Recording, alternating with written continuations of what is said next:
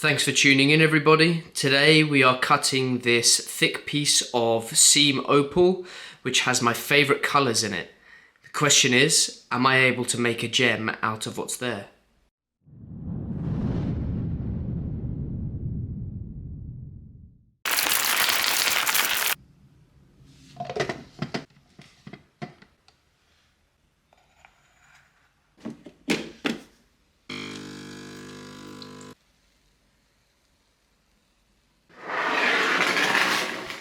Cheers. Welcome back, everybody. This week's video is going to be me cutting this piece of seam opal with some of my favorite colors in it. I'll play a clip now of a close-up of the opal and me explaining how I think I'm going to tackle it before we then jump across to the workshop. This seam opal comes from the Grawin opal fields out in Lightning Ridge, Australia. It has my favorite blues inside. I really like these electric blues that show up. It's my favorite colors in opal. The color bar does go from being quite thick to quite thin, and it isn't necessarily even. However, the opal miner who I bought it from has already taken down one of the sides, so it appears as though the color goes as deep as there where my left thumb is. So I'm hoping there's at least a carat or two gem sat there, but you never know, I might get lucky and there could be more. I'm not banking on there being more than that gem, purely because this sand eats into this side here, so no doubt that most of that will have to come out for me to actually get an even dome across the whole opal. These blues can be quite rare in opal. Now, there's obviously, blue is one of the most common colors, but when it's an electric blue like that, it then becomes quite rare because the brightness all of a sudden just ramps up to a 5. So hopefully that faces very nicely from top down. I have no choice but to tackle it from this side because there's not much material to play with on there. So let's keep this as the back and let's cut it top down. To make up for mistakes I made last time, I will be weighing it first in its rough form. As I mentioned in that little clip there, I'm hoping for a 1 to 2 carat gem just to make it worth my time and money. At the moment, in its rough form, it weighs 12.125 carats, so quite a large bit of opal, but unfortunately it's not cut yet, so it's completely it's almost pointless information until it's cut. So let's jump across to the workshop where I will cut and polish it. We'll come back, dop it, the usual business, so let's get cracking. I almost forgot the old lucky hat. Stage 1 of the cutting process is simply cleaning up the edges of the rough opal so you know how clean the colour bar is.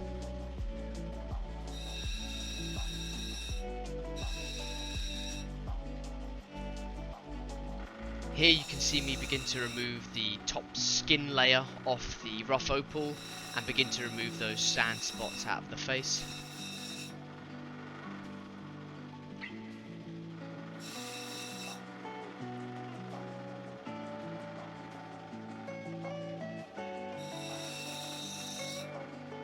Here's a slight close-up of how it looks after a few grinds on the wheel. Here I'm pointing out how deep that divot goes. That sand spot went in very deep, so I'm going to have to cut all of that out. That's no use to me there. Here I begin to remove the excess potch off the back of the opal and begin to get a final shape, or an idea, at least an idea of it. And here I am just cutting that sand spot out.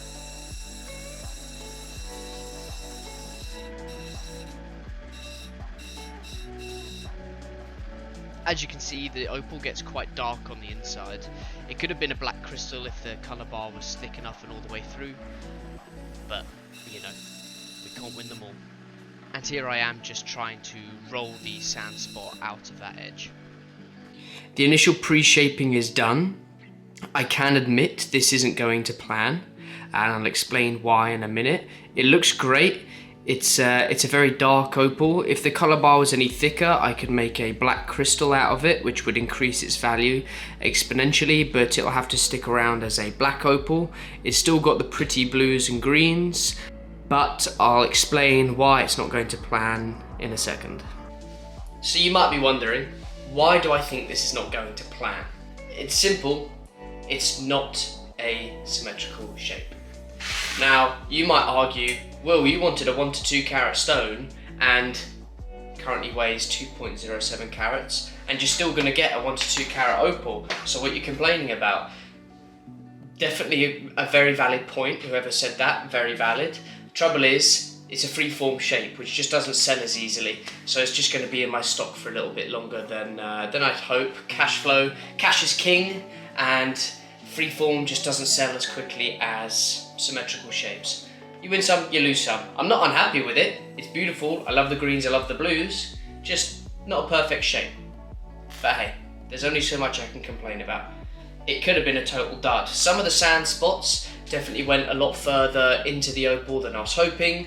Hence, it's a much smaller gem, and hence I'm leaving it as a free form because it's saving as much of the colour as possible. I'm a bit of an opal snob, and the more colour I can leave on the stone I will, regardless of how imperfect the shape is. I think it's a waste to cut away all that opal to make a perfect shape. But you know, some people might have different feelings, but that's just the way I feel.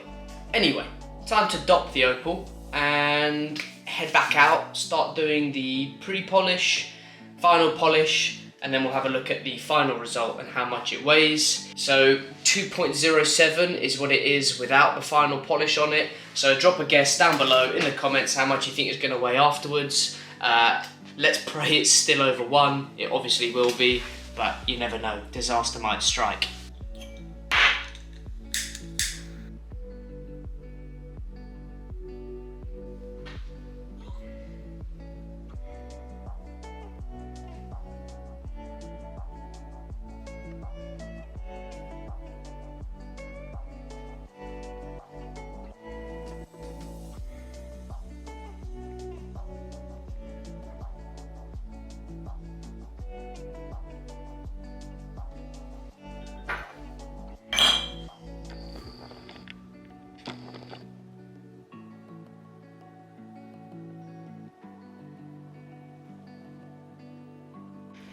It's time to begin the final polish on the opal.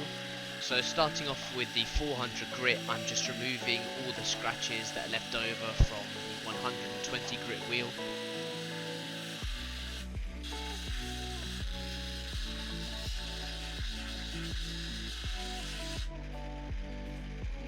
I have to inspect it under a loupe just to make sure all the scratches are out before I move on to the next.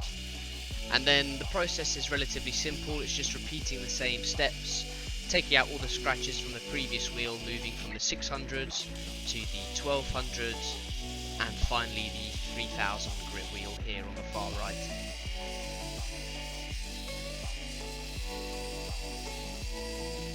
And same as always, using a cerium oxide polishing compound on a felt wheel. That gives it the final high polish and that mirrored effect that you see on well finished opals. And here is the finished product.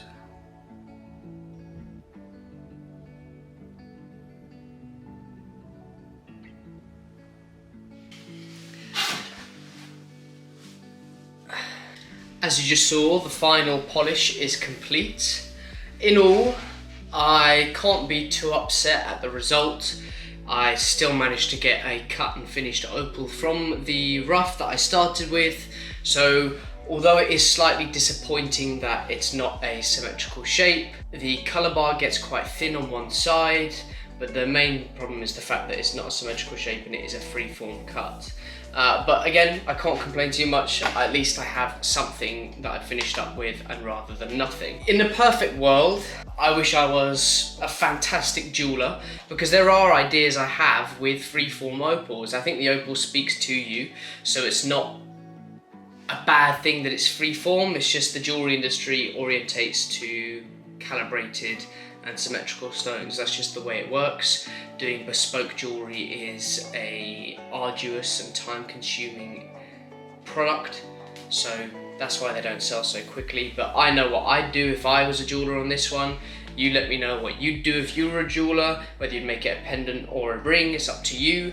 The blues are still nice, the green is slightly gone, and we have ended up with a opal that weighs 1.915 carats. So I've only lost, I mean, give or take, because they're not 100% accurate. I mean, they're accurate usually within 0.1 or 0.01 or 0.02. Before the final polish, it weighed 2.07, and now it weighs 1.915. So I've done pretty well in saving as much material as possible whilst polishing it to completion.